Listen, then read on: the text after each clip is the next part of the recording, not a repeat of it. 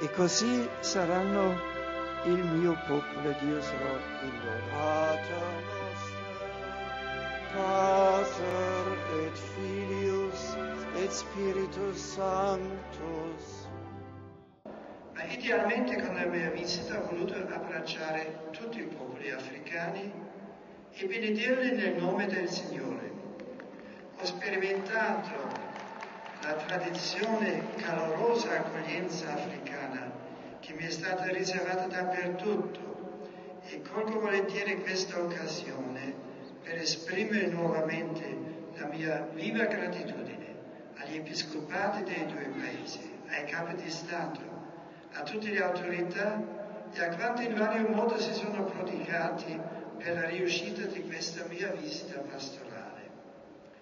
Il mio soggiorno in terra africana è iniziato il 17 marzo a Yaoundé, capitale del Camerun, dove sono venuto a trovarmi immediatamente nel cuore dell'Africa.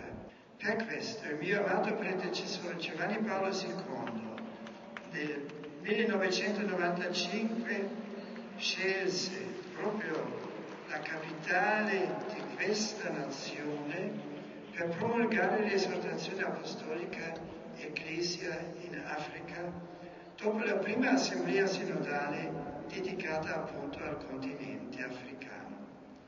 Questa volta il Papa vi è tornato per consegnare l'Instrumentum Laboris della seconda assemblea sinodale per l'Africa che è in programma a Roma per il prossimo ottobre.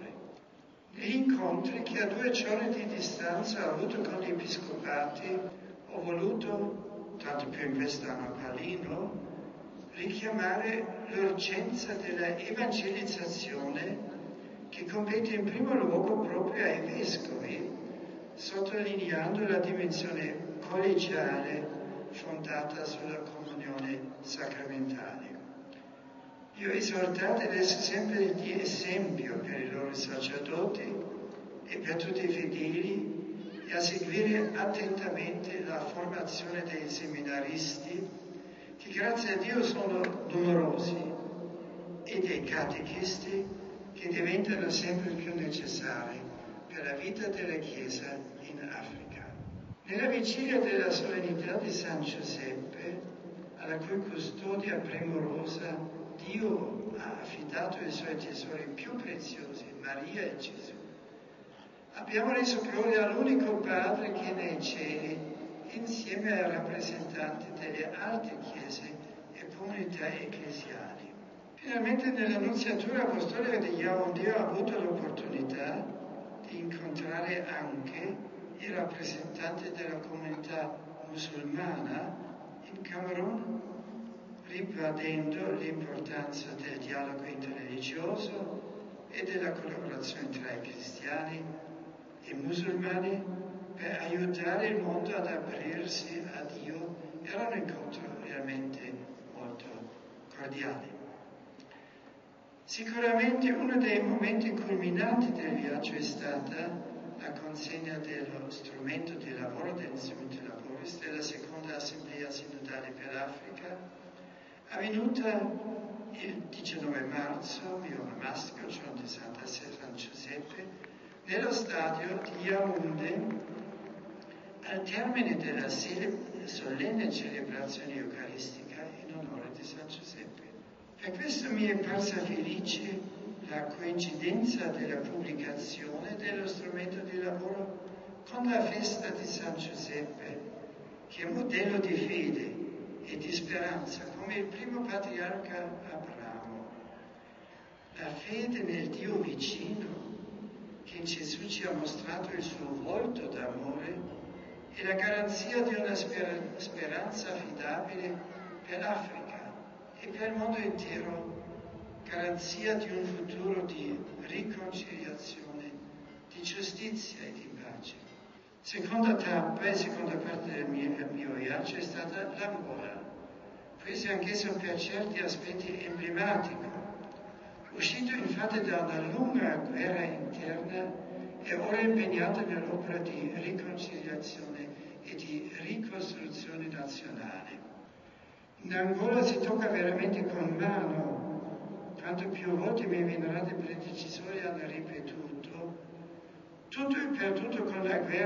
tutto può rinascere con la pace, ma per ricostruire una nazione ci vogliono grandi energie morali. E qui ancora una volta risulta importante il ruolo della Chiesa, chiamata a svolgere una funzione educativa, lavorando in profondità per rinnovare e formare le coscienze. Il patrone della città di Luanda, capitale dell'Angola, è San Paolo. Per questo ho scelto di celebrare l'Eucaristia con i sacerdoti, seminaristi, religiosi, catechisti e gli altri operatori pastorali sabato 21 marzo nella chiesa dedicata all'Apostolo. A Luanda ho voluto dedicare 2 incontri speciali rispettivamente ai giovani e alle donne. Con i giovani nello stadio è stata una festa di gioia e di speranza, rattristata purtroppo dalla morte di 2 ragazze rimaste schiacciate nella calca dell'ingresso.